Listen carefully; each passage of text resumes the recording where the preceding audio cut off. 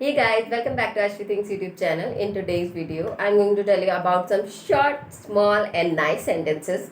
I know इस पे एक वीडियो ऑलरेडी बन चुका है, लेकिन और नए सेंटेंसेस कुछ एक खास सेंटेंसेस है जो मैं आपके लिए लेकर आई हूँ, जिनकी आपको प्रैक्टिस करनी ही है. ओके, मैं आपको एज अ डेमो भी आपको बता दूंगी कि किस तरीके से आप बोल सकते हैं, किस स्टाइल में आप बोल सकते हैं. तो आपको सिर्फ उनकी प्रैक्टिस करनी है. इतने ज़्यादा लेंदी या फिर इतने ज़्यादा हार्ड नहीं है, बहुत सिंपल है. You just have to practise these sentences and definitely आपकी इंग्लिश अच्छी हो ही जाएगी. बट छोटे छोटे सेंटेंसेस से शुरुआत कीजिए. आई थिंक बिगनर्स के लिए बहुत अच्छे सेंटेंसेस हैं. ज़्यादा बोर नहीं करूँगी, स्टार्ट करते हैं वीडियो को फ्रॉम नाउ. ओके, अच्छा, तो फर्स्ट सेंटेंस है हमारा कभी नहीं. अगर किसी ने मुझसे पूछा कि क्या तुम अमेरिका गई हो, देन आई विल से कभी नहीं, never ever. The English meaning of कभी नहीं इज नेवर एवर. ओके, तो आप अपनी तरीके से कभी नहीं को कहाँ यूज़ करते हैं ये मुझे भी बताइए कमेंट बॉक्स में, ताकि मुझे भी पता चले कि आपने कभी नहीं कहाँ कहाँ बोला है. हम किसी काम के लिए भी कह सकते हैं कि क्या तुमने ये काम कभी करा है. नेवर एवर, कभी नहीं करा, हमेशा के लिए, फॉर एवर. मैं तुमसे प्यार करती हूँ, हमेशा के लिए, for ever. I love you for ever. I will teach you for ever. अच्छा, कुछ लोग इस दुनिया में ना शेयरिंग केयरिंग तो जानते नहीं है. कुछ भी खाते हैं तो बगल वाले को थोड़ा सा भी नहीं देते. तो थोड़ा सा भी नहीं को इंग्लिश में क्या कहेंगे? Not a bit. रिसेंटली का हिंदी मतलब होता है हाल ही में.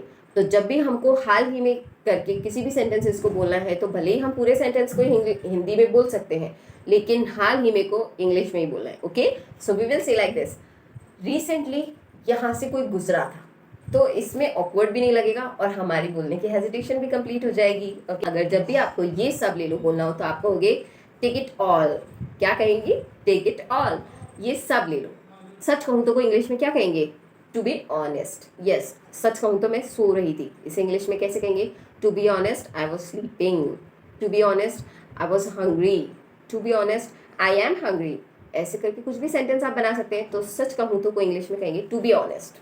आखिरकार का मतलब होता है आफ्टर ऑल. आखिरकार जब हमको बोलना हो, हम बोलेंगे आफ्टर ऑल. तो आखिरकार मुझे जाना ही था, after all I have to go. अरे अरे, आराम से, टेक इट ईजी. यस, आराम से को इंग्लिश में कहेंगे टेक इट ईजी. तो नेक्स्ट है के उद्देश्य से. के उद्देश्य को इंग्लिश में कहेंगे in order to. Okay, in order to. अपनी अंग्रेजी सुधारने के उद्देश्य से मैं ये वीडियो देख रही हूँ. In order to improve my English I am watching these videos. अच्छा, नेक्स्ट सेंटेंस है जो कुछ भी हो. हम कितनी बार निडर होकर बोलते हैं जो कुछ भी हो देख लेंगे.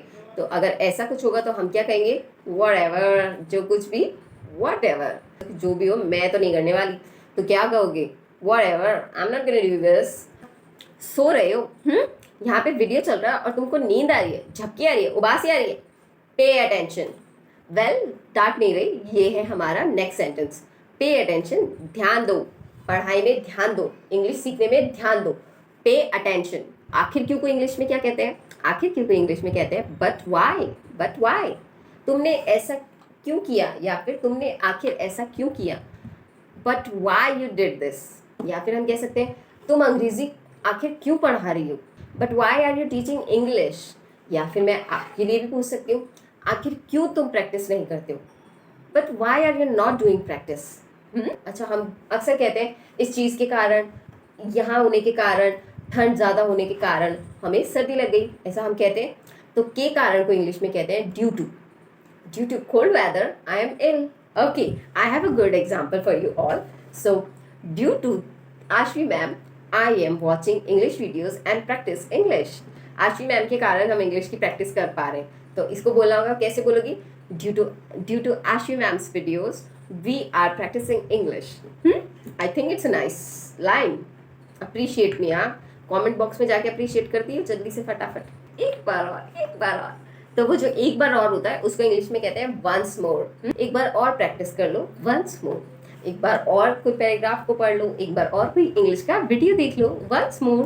ओके. अच्छा, कम से कम को इंग्लिश में क्या कहते हैं? कम से कम को इंग्लिश में कहते हैं एट लीस्ट. कम से कम मुझे एक पेन तो दे दो, एटलीस्ट गिव मी अ पेन. बोलते हैं ना, जब हम किसी से कलर मांगे और हमको पेंसिल भी ना मिले, तो हम ये डायलॉग लेंगे ना कि एटलीस्ट गिव मी अ पेन. इतना तो कम से कम दे दो. या फिर कम से कम मुझे 2 रुपये तो दे दो, एटलीस्ट गिव मी 2 रुपीज़. अच्छा, कभी कभी सामान हमको लेके जाना होता है तो हम क्या कहते हैं? इसे भी ले चलो ना, इसे भी उठा लो ना. तो इसे ले चलो को इंग्लिश में कहते हैं कैरी दिस. Carry this. जैसे कि मुझे अगर कहीं जाना होगा तो मैं क्या कहूँगी? मैं आगे जा रही हूँ, कैरी दिस. हाँ, अब कह रहे जिससे अगले बंदे को समझ में आ जाना चाहिए कि मैं सामान की बात कर रही हूँ, ठीक है। आप में से कितने जने हैं जिनको उनकी मम्मी कहती ठीक है तो कुछ ही मत करे। मेरी मम्मी मुझे नहीं कहती क्योंकि मैं काफ़ी कुछ कर लेती हूँ। अब आई डोंट नो आप आज्ञाकारी बच्चे हैं कि नहीं, वैसे मम्मी की हमेशा हेल्प करनी चाहिए, लेकिन जो बच्चे बिल्कुल हेल्प नहीं करते उनकी मम्मी उनसे उम्मीद नहीं रखती, तो क्या कहती है, कुछ मत कर, यानी डू नथिंग। या तो आप बहुत ज़्यादा काम करते हैं तो आपकी मम्मा बोलेगी आपको कि डू नथिंग, या फिर आप कुछ भी काम नहीं करते तो ही बोलेगी, या फिर तीसरा ऑप्शन डेफिनेटली उन लोगों का है जिनको काम आता ही नहीं है, और जिसको काम नहीं आता उनके लिए तो यही बोलना पड़ेगा कि do nothing, please please do nothing, क्योंकि तू तो काम ही बिगाड़ेगी। अच्छा, नेक्स्ट सेंटेंस है पिछली बार। तो पिछली बार को कहेंगे लास्ट टाइम। क्या कहेंगे, last time. Last time I was doing this, पिछली बार मैं ये कर रहा था। Last June I was making videos on YouTube. Last June I was facing COVID. Last June, I was making vlogs in my house. अच्छा, आराम से, ज़्यादा जल्दी मत करो, आराम से। तो आराम से को इंग्लिश में क्या कहेंगे, take it easy, take it easy. जैसे कहीं लड़ाई हो रही हो जो कि किसी और की वजह से हो रही हो, तो आप आगे क्या कहोगे उस इंसान के, संभालो इसे, देखो तुम्हारी वजह से क्या हो गया, हैंडल दिस, पता नहीं क्या हो रहा है यहाँ पे। तो ऐसे आप कह सकते हैं। तो कभी भी किसी को ये कहना हो कि संभालो इसे, तो आप इंग्लिश में कहेंगे handle this.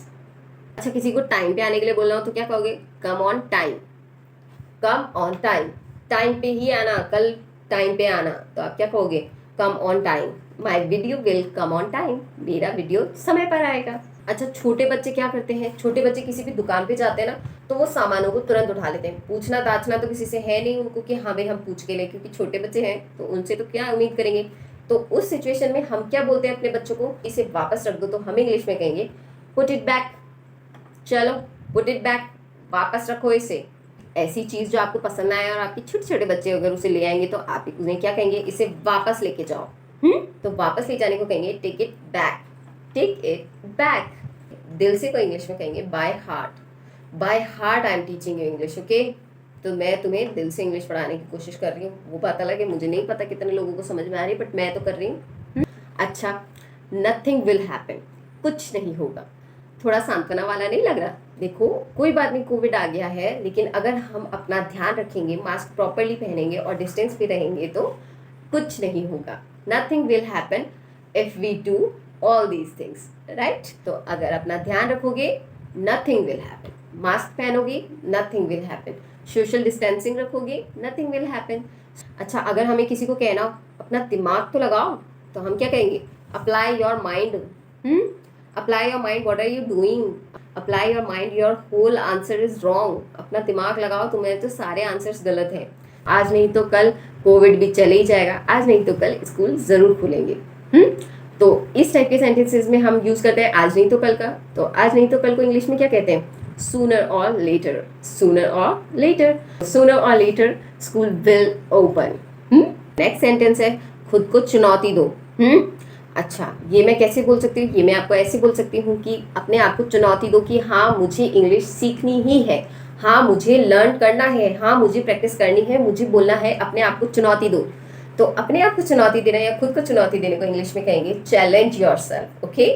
Challenge yourself that you will learn English, challenge yourself that you will daily learn 10 sentences, या फिर challenge yourself that you are going to speak English from today right now.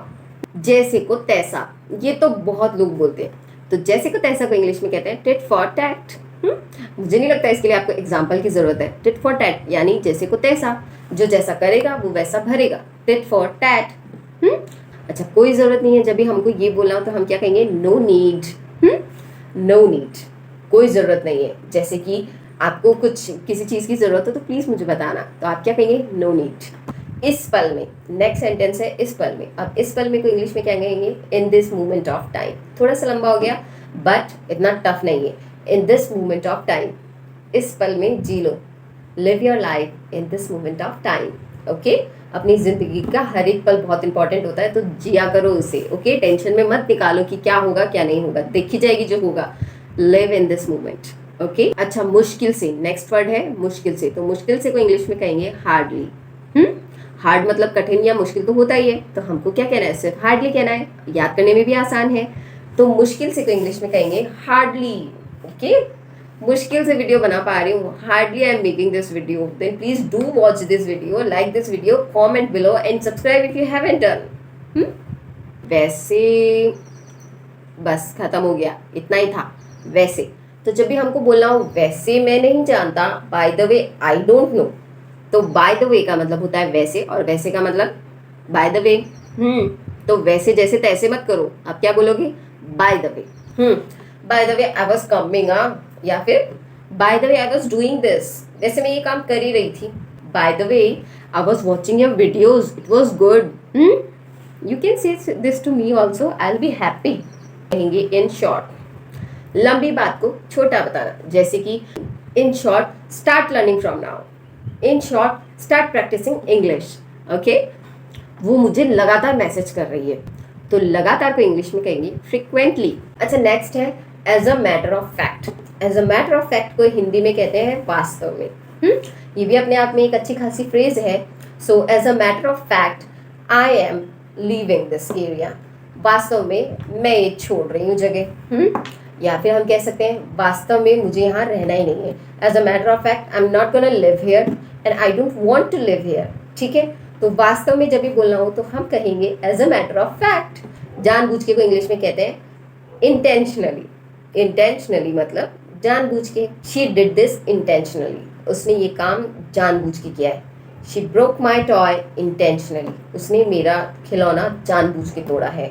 तो जानबूझ के जब भी हमको यूज़ करना हम क्या कहेंगे? इंटेंशनली, यानी जानबूझ के। नेक्स्ट है एक दूसरे। एक दूसरे को क्या कहेंगे? Each other. दोनों एक दूसरे से बात नहीं करोगे, both of you don't talk to each other. ये दोनों एक दूसरे से बहुत प्यार करते हैं। They love each other a lot. तो ईच अदर का यूज कहाँ होगा? जब भी हमको कहना हो एक दूसरे के लिए तो हम कहेंगे ईच अदर। नेक्स्ट हमारा सेंटेंस है जरा रुको, होल्ड ऑन। अच्छा, हम कुछ काम कर रहे हैं और कोई हमको बार बार परेशान कर रहा है या फिर कंटिन्यू बोले जा रहा है, तो हम क्या कहेंगे? Hold on, let me do this. Okay, next word है कभी कभी। तो जब भी हमको कहना हो कभी कभी तो हम क्या कहेंगे? ओकेजनली। क्या कहेंगे? ओकेजनली। मैं बाहर जाती हूँ ओकेजनली, मैं ओकेजनली बाहर जाती हूँ। ये ऐसे बोल सकते हैं हम हिंदी के साथ मिला के, आई वेंट आउटसाइड ओकेजनली। और आप क्या कह सकते हैं कि मैं कभी कभी साड़ी पहनती हूँ, आई where sari occasionally.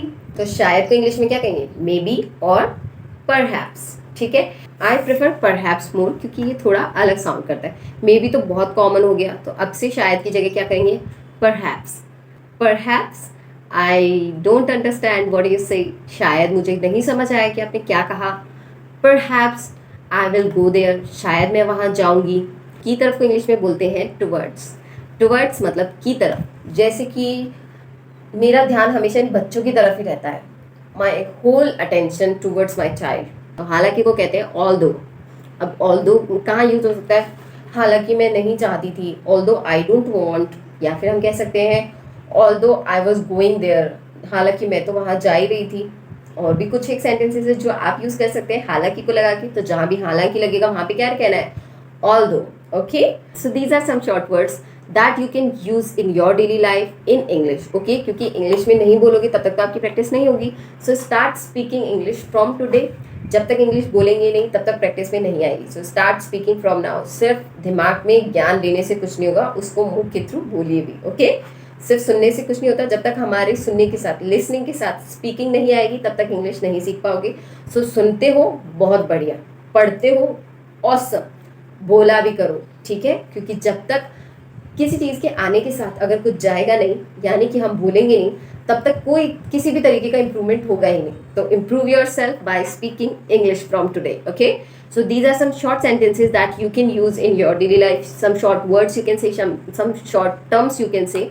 You have to speak those terms and sentence and phrases and vocabulary words and improve your English. Okay, Hindi के साथ बोलो, इंग्लिश के साथ बोलो, जैसे बोलना है बोलो, but start speaking from today and improve your English. Okay, so अगर आपने ये वीडियो यहाँ तक देखा, that means you must like this video, then please do subscribe Ashvi Thinks YouTube channel. Give me a big fat thumbs up because your thumbs up motivates me a lot to bring some new and interesting and educational videos for you all guys. And stay tuned with us. Please be safe at your home. Have some distance with people. Stop going outside unnecessary and stay safe. Be happy. Live your life.